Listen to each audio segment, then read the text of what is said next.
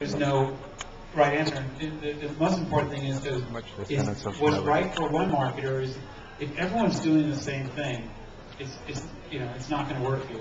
What we typically advise clients is look at all your touch points. If your competitor is spending $100 million in advertising and $20 million in direct, $5 million, or even $5 in direct, and $5 in television, it doesn't matter what those numbers are. If your competitors are spending those five numbers, there's probably a good indication that you should do something totally different. Because if you just match what they're doing, if anything, you'll probably wash out. When I was many years ago, I was a brand manager at Unilever, and part of the reason Unilever was failing for so many years in this market is that it would look what Procter & Gamble was doing, and they tried to do the same thing. So Procter & Gamble would launch a product, and they would launch a similar product.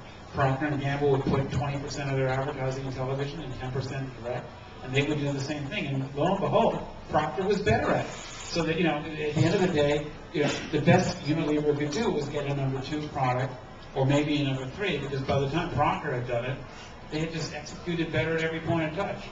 So there is a lot of buzz in the marketplace about how much should you put in digital, how much you should put in direct.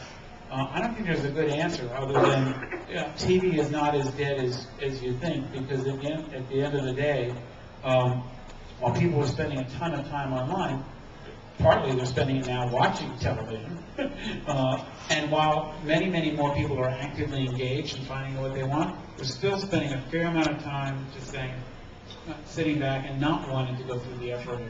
They can not have the commercials, but they're not going through the effort of dropping television totally. I think this year's Super Bowl demonstrated that. Yes, sir.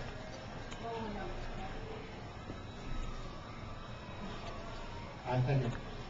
Following up on that thought in terms of whether a company is going to go forward with advertising, let's say a